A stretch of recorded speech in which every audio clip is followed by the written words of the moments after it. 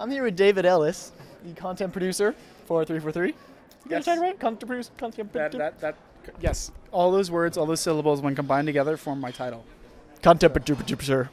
Yes. Yes. All right. that. First question Yeah. that everyone is asking, and I can't seem to find a good answer on. GRD helmet. What's that? I don't like this. You give me some answers. We want answers. No, what's a GRD helmet? The helmet, the secret helmet that's teased everywhere in the screenshot and... I've never seen a helmet called a GRD helmet ever. Okay, what is it called? Well, I can't. Far be it from me to add anything to what BS Angel added earlier this year. Is that anything that may not have seen in promotional material for Defiant didn't come as part of Defiant, so we're not really talking about anything else at this point. However, I will say, and I don't want to hype it too much because I don't want to get people too excited and go the wrong direction. But I think when people pick up Halo Anniversary in November this year and start digging into the maps, maybe we'll see a familiar face or two or three. Familiar face or two. But will we be getting some new armor in the Anniversary? Can't really talk about any of that. Anything. As a yes, then. It's not a yes. It's not a yes. That's an absolute It's yes. not a yes. It's not a no. You're trying to trap me here. This is unacceptable. This is very acceptable. We let you into Halo Fest free of charge.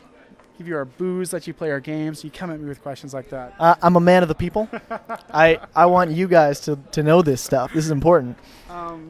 When we have anything to announce about anything like that, we'll talk about it freely and openly.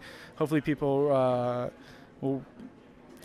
We're not trying to pimp anything that's not going to happen, and so we want to set expectation accordingly. So that's not saying yes, not saying no. We're just not really talking about anything that may or may not have been seen in promotional material for the Defiant map pack. That was a good answer. This almost sounded rehearsed. It was. No, it You said it. was not rehearsed because that wasn't the first question I was expecting. See, I throw the hardballs here. That's all I do. Okay, I had one other, which was one thing people are looking forward to, and what made the old Halo games Halo to me, glitches and Easter eggs. What can you talk about those? As far as we've been able to test so far, every single glitch will work in Halo Anniversary, whether it's Warthog flipping, whether it's grunt fireworks display. So I can stay in the Pelican by doing those tricks and continue flying out? Absolutely, still works. You heard it here first.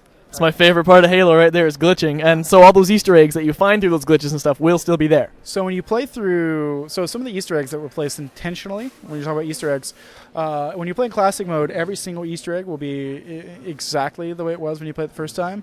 However, we have taken the opportunity with the new graphics layer of maybe adding in some stuff that maybe wasn't there the first time, maybe update some Easter eggs because of some things that may have changed behind the scenes. So I think when people play through, even if they've experienced every single Easter egg the first time around with the classic graphics in 2001, there might be some new things that you haven't seen before. So that's good to hear. That's what everyone's psyched about, is getting some glitches and messing around again like the old times, and no more stupid barriers breaking everyone from all the fun anymore. Well, I just speaking for myself, not for any kind of studio wide, but I've always been a fan of that kind of stuff. So as long as it doesn't break the experience for people to play, whether they're playing with themselves or playing with other people, I think it's a fair game. It's a sandbox. And you're well practiced in playing with yourself, aren't you? Not touching that one. You can't touch that one. All right, one non-hardball here. What's like? So you're well accustomed to the Halo community and the stuff they make now. So what's the stuff that gets you most excited when you see the community do something? You go, you know what? This is cool, and I'm really glad to be a part of this. So it's gonna be weird and might sound lame, but so right before E3 or right after E3, I can't remember exactly at this point, but it's the first time Tower to Tower that video came out.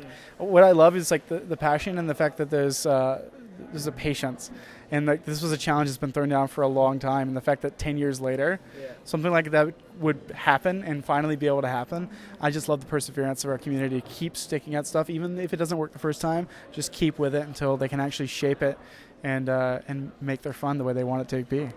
Yep, so we can expect some more crazy stuff like Tower to Tower again when Anniversary comes out, except it's going to be in better graphics, and it's just going to be a lot better overall. I think a lot of people got a chance to see one of our guys on staff, Jeremy Patnout, Mr. Vociferous, did some videos with Kokop Jojo internally, kind of campaign experience of being able to kind of shape things, do things differently than you'd be able to do. So as you can see that we enjoy that kind of stuff. So honestly, if you can shape the campaign and have fun, there's no reason you shouldn't be able to. All right, well, thank you. Yep.